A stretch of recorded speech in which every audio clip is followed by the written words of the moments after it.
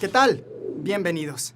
Esta es la versión especializada en salud del Noticiero Científico y Cultural Iberoamericano, NCC, un espacio de la Asociación de Televisiones Educativas y Culturales Iberoamericanas, ATEI, con la intención de difundir la ciencia y la tecnología en toda América Latina. Una nueva vacuna contra la COVID-19 está casi lista.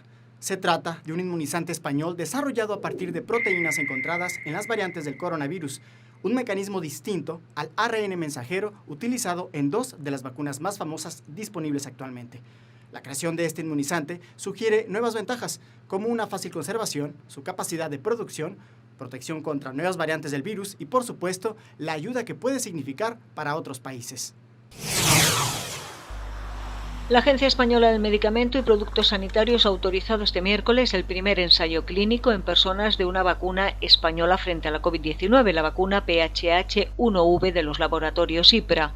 Precisamente el presidente del Gobierno, Pedro Sánchez, visitó estos laboratorios en Amer, en Girona, en abril pasado, y hoy ya es una realidad que se plasmará con un primer ensayo en el que participarán decenas de voluntarios de entre 18 y 39 años que recibirán 2 dosis de la vacuna separadas por un periodo de 21 días.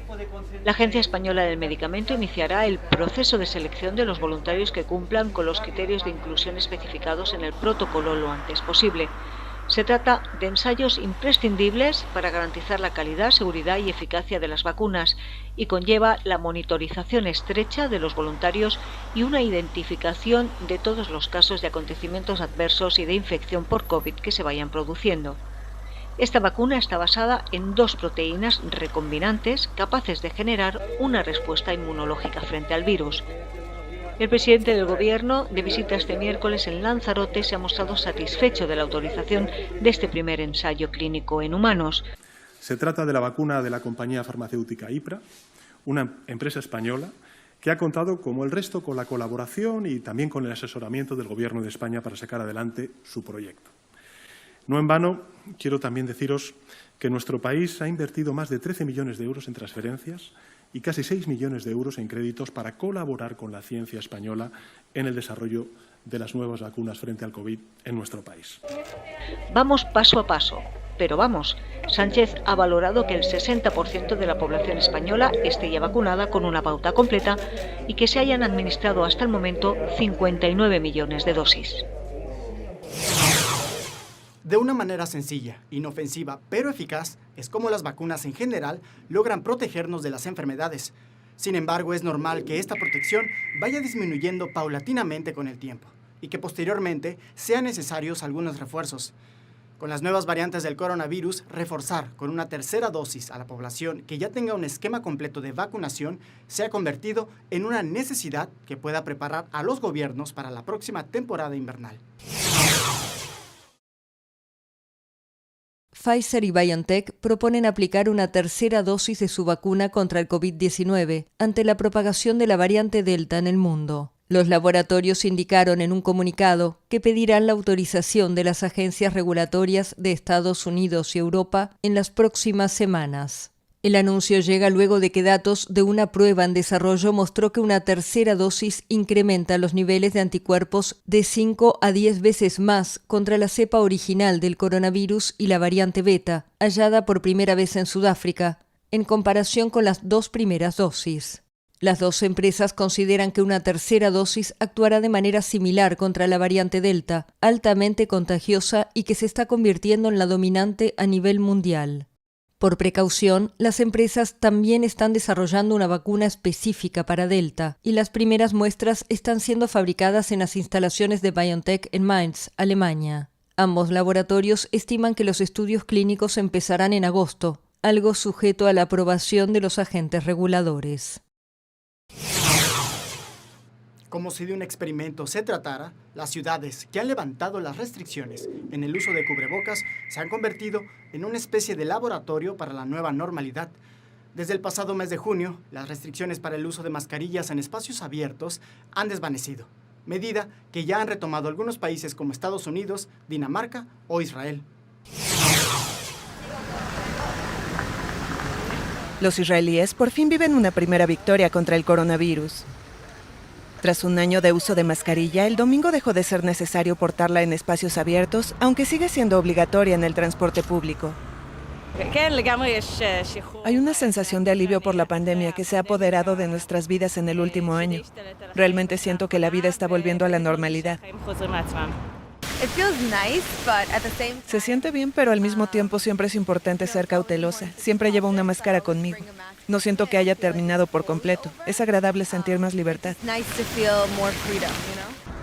El país pudo dar este paso el jueves por la noche gracias a una intensa campaña de vacunación facilitada por un acuerdo firmado entre el Estado y el gigante farmacéutico Pfizer. Desde diciembre, el 53% de la población recibió las 2 dosis de la vacuna, es decir, el 80% de la población mayor de 20 años, según datos oficiales. A cambio de un acceso rápido a millones de dosis de la vacuna, Israel aportó a Pfizer datos reales sobre el efecto de la vacunación. En Israel, los datos médicos de la población están digitalizados. Caminar por las calles de Tel Aviv y ver las caras de la gente con sonrisas es divertido y me hace feliz. Incluso ahora mientras hablamos, me parece extraño que no mantengamos una distancia de 2 metros. Realmente extrañaba respirar aire.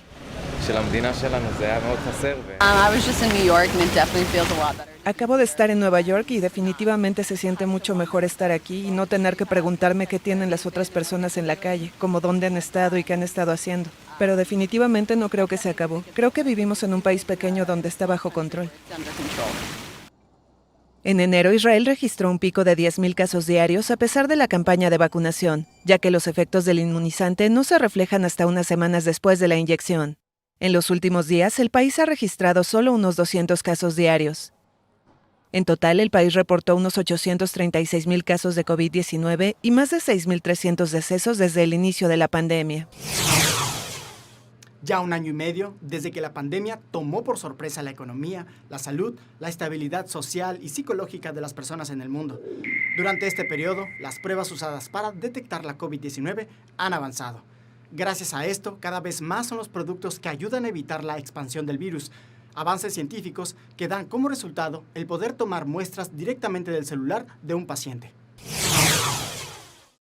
Un grupo de científicos chilenos demostró que el resultado de un examen PCR para detectar la enfermedad del nuevo coronavirus COVID-19 realizado a la pantalla de un teléfono celular es el mismo que el de una muestra nasofaríngea de su dueño, por lo que su aplicación permitiría ahorrar tiempo y dinero en la detección de contagios.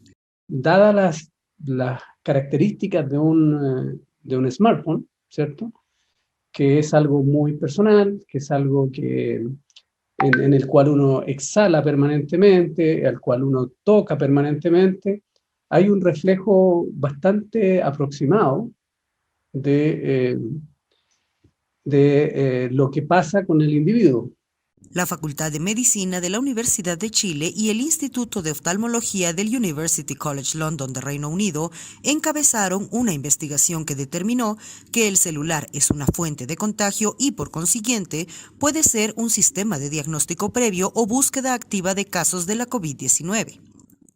El estudio consideró 2 grupos de muestras de más de 1.300 personas activas con el virus, tanto de hisopado nasofaríngeo como de hisopado de la pantalla de los teléfonos celulares de los participantes. A partir de estos estudios, diseñaron el método de prueba de la pantalla del teléfono, que consiste en tomar una muestra con un hisopo sobre la pantalla del celular, que luego se analiza como un examen PCR, reacción en cadena de la polimerasa ordinario. El experto recalcó que realizaron estudios para determinar si el método era efectivo para variantes de coronavirus. Dijo que con relación a las variantes de coronavirus brasileña y sudafricana, las que habían aparecido hasta el momento de la investigación, hubo una correlación también directa, como indicó en el estudio principal. Este método, único en el mundo, fue creado por el bioquímico de la Universidad de Chile, Rodrigo Young, quien también es experto en genética molecular y técnica PCR, además de jefe de laboratorio del Instituto de Oftalmología del University College London. Quiñones destacó que esta investigación es un ejemplo de interacción colaborativa, además de que el estudio fue publicado en la prestigiosa revista científica eLife del grupo Nature. Con información de la oficina en Santiago, Chile, Noticias Xinhua. Cuando un feto muere antes de la semana 20 durante el embarazo, se considera como un aborto espontáneo. Y aunque son relativamente comunes, pues más del 10% de las mujeres suelen experimentarlos, esto lleva una carga emocional muy difícil. La mayoría de ellos son causados por problemas cromosómicos que impiden el desarrollo del bebé, aunque también se generan por otras causas. De cualquier manera, es un problema que afecta a millones de mujeres alrededor del mundo. Es un mal que afecta a 1 de cada 10 mujeres a lo largo de su vida. Cada año se registran en todo el mundo 23 millones de abortos espontáneos, los que ocurren de forma natural antes de las 22 semanas, lo que supone 44 cada minuto. La revista The Lancet ha publicado un estudio sobre esta situación muy desconocida incluso para los profesionales, según los autores. En realidad nos sorprendió bastante descubrir que las mujeres negras tenían un riesgo mucho mayor de sufrir un aborto natural que las blancas y no tenemos una explicación para ello. Es algo que necesitamos investigar más. También descubrimos que las mujeres que trabajan muchas horas o en particular durante los turnos de noche estaban asociadas con el aborto espontáneo. Y otra cosa que nos pareció muy importante fue el tema de la contaminación. Muchos países europeos no registran sus tasas de aborto y en realidad es importante por todo tipo de razones de salud, además del factor de la contaminación, por ejemplo, en las ciudades industriales. En efecto, los abortos espontáneos son un 40% superiores en mujeres negras. Además, todas las mujeres que los sufren tienen riesgos de padecer más problemas de salud en el futuro. En la actualidad, solo a la tercera pérdida del feto se acude a un profesional, algo que los autores del estudio pretenden que ocurra mucho antes. Mientras algunos países han logrado organizar estrategias de vacunación con un alcance para más de la mitad de su población, hay algunas regiones rezagadas por temas de distribución. Dentro de este contexto, AstraZeneca es acusada de no cumplir con millones de dosis contra la COVID-19 destinadas a la Comisión Europea. Por tal retraso, otros laboratorios han aumentado sus entregas comprometidas para lograr los objetivos de vacunación que se han propuesto algunos países para la primera mitad de este año. La Unión Europea pide 10 euros diarios por dosis no entregada a AstraZeneca a partir del mes de julio, una cifra que podría llegar a los 200 millones de euros diarios. El mes pasado, la Unión Europea demandó al fabricante de medicamentos al considerar que no había respetado las entregas del contrato de compra de vacunas y que había favorecido al Reino Unido. La defensa europea pide al juez que obligue a la compañía farmacéutica a entregar rápidamente las dosis prometidas. AstraZeneca había acordado entregar 300 millones de dosis antes de finales de junio, pero acabará entregando un tercio del total. Solo se juzgará la urgencia de las medidas solicitadas con respecto al contrato en sí. Y un elemento central en ese análisis sería el argumento de la Comisión. Mire, en lugar de que tengamos que hacer un trámite sobre el fondo y esperar un número de años hasta que hayamos hecho este análisis enciclopédico de todo el contrato, hay un remedio simple para este litigio, que es simplemente que la otra parte suministre esas vacunas. Y es en ese sentido que el juez también considerará esta urgencia. La Unión Europea quiere que el tribunal penalice a AstraZeneca con 10 millones de euros por cada vulneración del contrato. Pero la compañía asegura que lo respetó y que cumplió con sus mejores esfuerzos razonables. La empresa podría alegar cuestiones de producción, explica este experto legal. La posibilidad o no de que AstraZeneca entregue estas vacunas depende, por supuesto, de los compromisos contractuales que también tiene con otras partes. Entonces, la Comisión Europea y los Estados miembros, porque no debemos olvidar que la Comisión actúa aquí para los Estados miembros, tendrán que demostrar que existe esta posibilidad y, por lo tanto, por supuesto, tendrán que incorporar contratos y compromisos contractuales en los que no es parte. Y ese es un elemento difícil en este procedimiento en particular, porque probablemente obligaría al juez a mirar también el contenido de estos otros contratos. Y de hecho, el juez, por supuesto, puede o no tener acceso a estos contratos. Se espera una decisión en un plazo de 2 a 4 semanas, que posteriormente se podrá apelar. El 10 de mayo de 1981, en una sala de parto de California, Estados Unidos, se daba la bienvenida al primer bebé que previamente había recibido un procedimiento quirúrgico cuando aún estaba dentro del vientre de su madre, lo que se convertiría en el primer caso de cirugía fetal de la historia. 40 años después, esta práctica es posible en muchas partes del mundo, y ahora el estado de Jalisco en México se une a esta lista que apuesta por la vanguardia en la medicina. El Hospital Civil Juan y Menchaca se une a los pocos centros en el país que han realizado cirugías dentro del útero por defectos congénitos en los bebés, y recientemente se realizó con éxito la primera cirugía para tratar una espina bífida en un bebé no nacido en un hospital público. El jefe de la División de Ginecobstetricia del nuevo Hospital Civil de Guadalajara, Sergio Fajardo Dueñas, explica la importancia de esta hazaña, ya que en esta ocasión se realizó exclusivamente con personal y equipo del propio hospital. Y puedo decirte que esta es una cirugía que es la primera vez que se hace aquí en Jalisco y en toda esta región. En muy pocos centros se hace. Y esta cirugía es una cirugía debido a que la paciente joven y tiene un embarazo temprano de 23, 24 semanas, se le detecta más o menos a las 16 semanas un defecto de la columna, que le llamamos nosotros espina bífida. Y eso tiene varias variantes. ¿Y qué es esto? Que la columna no se cierra. Entonces, las partes que están expuestas dentro del útero, por supuesto, están lastimándose, que son los nervios y que son la médula espinal. ¿Pero qué pasa si los bebés no son tratados de este padecimiento y nacen con esta malformación? Explica el especialista. Problemas importantísimos al bebé, sobre todo al nacer. Y conforme va avanzando el embarazo, esas lesiones, esas estructuras que no están cubiertas, se van dañando. Y estos están en la parte baja de la columna.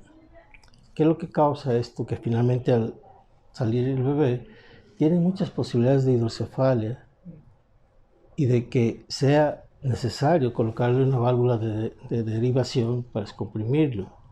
Esa es una de las repercusiones. Otra de las repercusiones es que tenga dificultad para mover sus extremidades. Al caminar y todo eso, le va a ser imposible hacer eso. Y tienen incontinencia urinaria, tienen incontinencia fecal, y entonces pues son secuelas muy desastrosas, ¿no? Que con todo esto... Este tipo de cirugía se practica en muy pocos hospitales del mundo y en México. Este procedimiento se realizó gracias al trabajo de cirujanos materno-fetales y neurocirujanos al corregir el defecto adentro del útero. Para Señal Informativa, Rocío López Fonseca. Nuestro bienestar mental es un componente integral y esencial de la salud. Sin embargo, mantener estabilidad emocional no siempre es tan sencillo, ya que esta se determina por múltiples factores sociales, psicológicos, pero también biológicos. Lo importante es abrir la conversación, promover información y saber reconocer para detectar a tiempo enfermedades como la depresión, que podrían perjudicarnos, pero también a quienes nos rodean. ¿Te has sentido triste sin saber el motivo? ¿Incapaz de disfrutar lo que era placentero o cansado sin razón? Pues es probable que estés deprimido. La depresión es un trastorno ocasionado por la falta de mensajeros como la serotonina, noradrenalina y dopamina, llamados neurotransmisores que transportan señales químicas. Estos se relacionan con nuestros estados de ánimo y en condiciones normales son liberados por una neurona y recibidos por otra. Sin embargo, en la depresión, los neurotransmisores se quedan flotando o son reabsorbidos por la célula que los liberó. Esto impide la comunicación neuronal y afecta nuestros sentimientos, nuestra capacidad de concentración y nuestra memoria. Según los investigadores, afecta al 5% de la población mundial, de la que un poco más de la mitad son mujeres. En general, la depresión impide realizar actividades cotidianas. En nuestro país es considerada la cuarta enfermedad más discapacitante. Es vital diagnosticar a tiempo la depresión, pues se estima que el 15% de las personas que no se atienden pueden llegar al suicidio. Es muy recomendable asistir a terapia para modificar la percepción negativa de nosotros mismos y de nuestro entorno, además de tomar medicamento antidepresivo para mejorar la comunicación entre las neuronas. La depresión es causada por diversos factores. Por ello, investigadores del Departamento de Psiquiatría y Salud Mental de la Facultad de Medicina de la UNAM llevan a cabo estudios para conocer más acerca de los factores relacionados con la depresión en jóvenes universitarios, ya que algunos están sometidos a un gran estrés por la carga de trabajo escolar. Aunque nuestros científicos trabajan para enfrentar esta enfermedad, tú también debes ayudar. ¡Cuídate! El garbanzo, como el resto de las legumbres, es resistente a las exigencias climáticas. Crece durante todas las temporadas del año, además de ser rico en fibra y vitaminas. Es por esto que muchas comunidades en el mundo están considerando cultivar localmente este superalimento, iniciativa que podría ayudar, por ejemplo, a disminuir las consecuencias que deja la explotación de la industria ganadera en el mundo.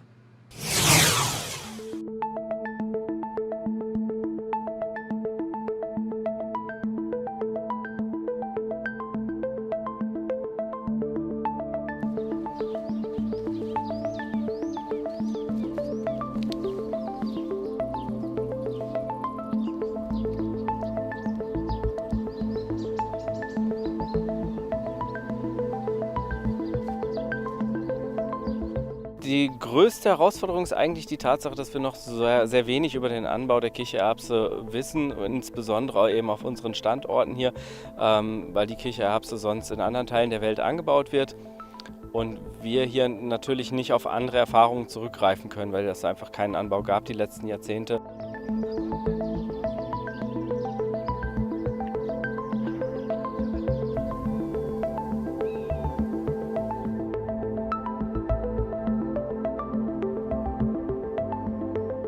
Wir hatten sehr trockene Jahre, die letzten Jahre, wo wirklich kein Grundwasser mehr da war, wo kein Wasser mehr im Boden war. Und unsere Bauern probieren. Und die Kichererbse, da sie nun aus dem Süden kommt, aus dem vorderen Orient, könnte eine Zukunftspflanze werden, weil sie hat sehr tiefe Wurzeln, sie hat einfach ein gutes Anpassungssystem.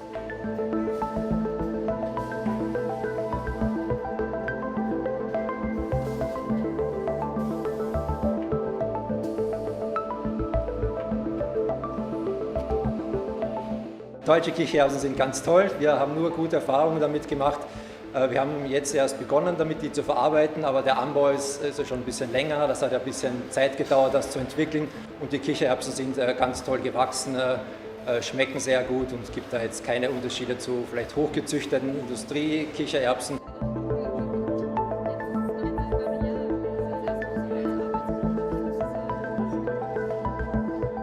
Sie enthält noch dazu sehr viele Vitamine, B-Vitamine und Mineralstoffe wie Magnesium, Zink, Eisen, sehr viele Ballaststoffe. Das heißt, sie sättigt sehr gut, sie sorgt für einen sehr langsamen Anstieg des Blutzuckerspiegels, ist deswegen auch für Menschen mit Diabetes zum Beispiel sehr interessant.